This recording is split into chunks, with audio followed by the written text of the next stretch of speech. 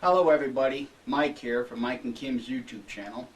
Today what we're going to do is demonstrate making the char material for lighting fires with flint and steel.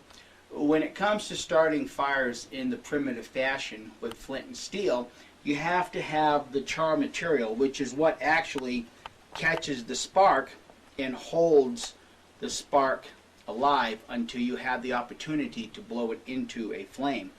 So what I'm going to do is I'm going to demonstrate real quick while my forge is actually heating up here and firing up. I'm going to just demonstrate real quick how this is actually done. And then I'll get back in a little bit later while the char material is cooking and just reiterate some things about starting fires with flint and steel. Now what I have here is just some jute twine that I've actually taken and just kind of unraveled, because that's what's actually going to catch fire.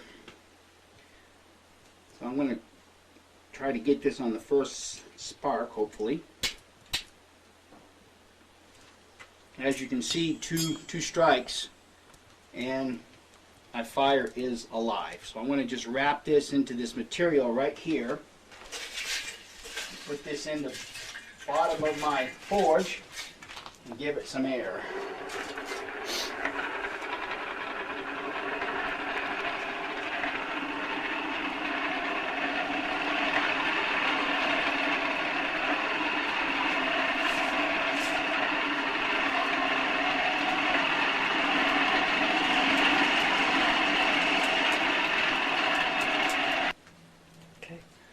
Okay, well, while my fire is coming to life here, I wanted to show real quick how I make the char material.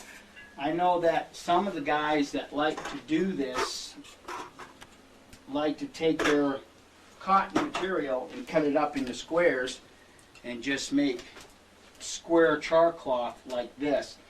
While I myself like to make it into string, because when you're in some sort of fire starting competition, there's more surface for your spark to grab and to blow into a fire. So I just take 100% cotton, maybe some duck cloth, duck canvas, some pillow ticking, and I like to just cut it into squares and just sit there and unstring it until I get a pile of it enough to put into my char can.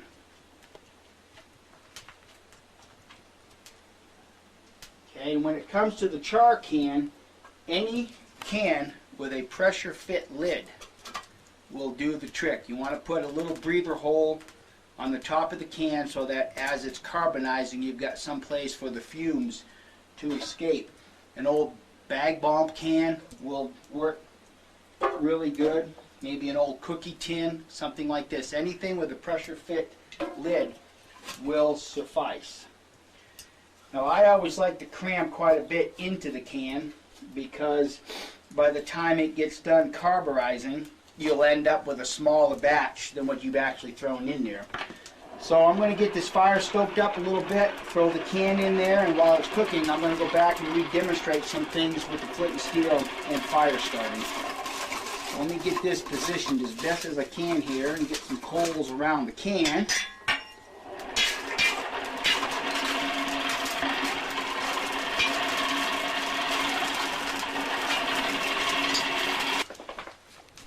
Okay, as your char material is carburizing, you can see that there's quite a bit of smoke coming up through the top. What I just like to do, I mean, if you don't like all that smoke, is I just like taking a stick or something and lighting that off. Let me get a flame here.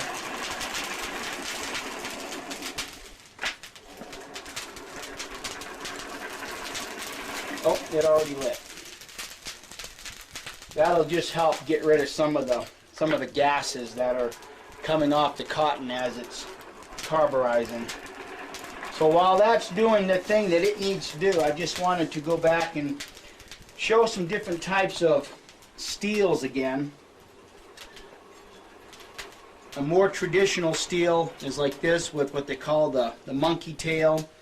This is what I like to call my Boy Scout. It's in the same design as a traditional. A lot of your traditional ones came flat, similar to this because these were real easy to carry. And then myself, I manufacture the ones that look like a snake.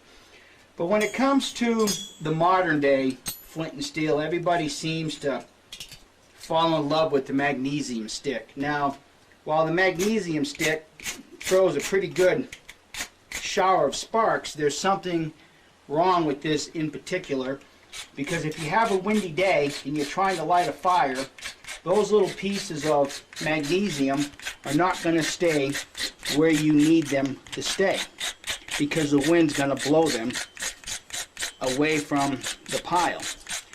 And the other problem is how much do you need to start a fire? Well, you can see I've got quite a bit right here, and let's see if this will light off.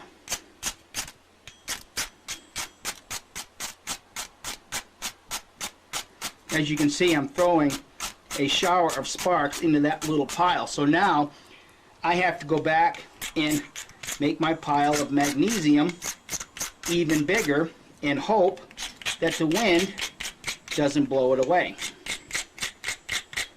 As you can see, with this method of starting a fire, it's pretty time consuming.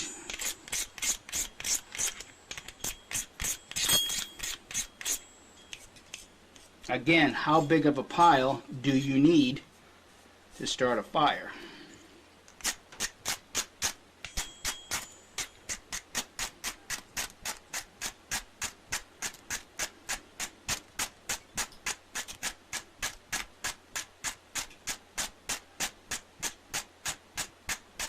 So with the magnesium sticks, there is an inherent problem.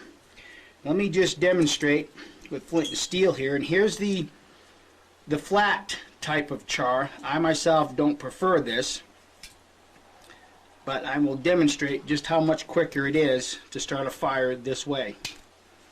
One strike, there's the spark. Your fire is alive.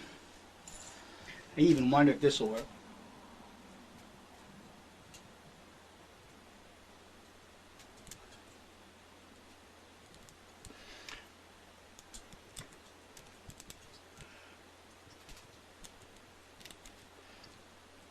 Well, apparently not. So again, when it comes to a survival situation, it's my personal opinion and my 26 years of experience doing this, that you're far better off with flint and steel than you are some sort of modern day application for starting a fire in the backwoods. So let's see how our char is doing here. You get the fire going again. This time I'm going to roll the can on its side.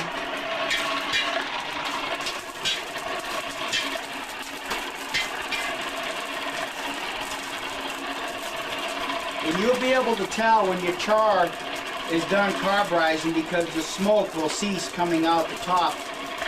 And you really want to pay attention to that because you really don't want to overcook it. Undercooking it's fine, but you don't want to overcook it. You can still see there's quite a bit of smoke coming out of there, so it's not done carburizing yet.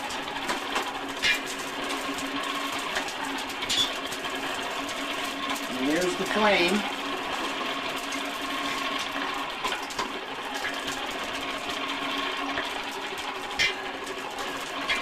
In most cases, in my experience, a can this size that's crammed full will take approximately 35 to 45 minutes to properly cook. Okay, as you can see, we've reached a point to where there's no more smoke, gases coming off the cotton, and there's no more flame. When you reach this point where your flame is extinguished, leave it in the fire for about a minute, minute and a half, and then take it out of the fire and then let it completely cool. And that's what we're going to do here for a little bit. Let it cool. Okay. Okay, it's been about 10 minutes. Can is cooled enough. I'm going to check and see how we did. We see we've got good even color. There's not really any brown spots. If you see any brown spots, then that's a pretty good indication that you did not cook it long enough. You can also tell that I did not overcook it because the carbonized cotton has not fallen apart in my fingers. So now we're going to do the test and see how well we did. Done pretty good. And that's how you make the all-important char material. Now, some people ask me from time to time what's the best container to carry in your backpack or something like that. Some people just like taking an old Altoids can, putting it in a fire, burning off the paint, and it makes a perfect little carrying container for a flat steel, some char material, some jute twine, and your piece of flint. And really, when it comes to a survival situation, the single most important thing is being able to start a fire without having to exhaust yourself with a magnesium stick. Even though those magnesium sticks do work fairly well, your conditions for starting a fire have to be absolutely pristine. No wind, no rain. I have actually taken my flint and steel, I can demonstrate that right here, right out of a bucket of water and draw sparks. And as you can see, this is still very, very wet. I have demonstrated this before with a magnesium stick, and your magnesium stick has to be dry before it'll really start throwing a shower of sparks. So that's something that you might want to consider. But the biggest thing is when it comes to the char material, you want to do whatever you can to keep that char cloth, that char material, dry. And usually an Altoids can like this, some people put it in a plastic bag. I myself don't do that, but I know others do that. And the other thing about the char material is that it really lights pretty readily with a magnifying glass also.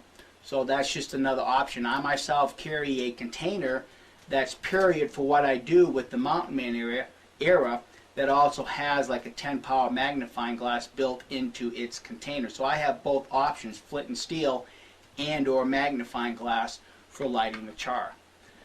So I hope this has been instructional enough for everybody, and if you have any questions, feel free to put your comments in the comment section below, and I will do my best to answer them. Thank you for watching.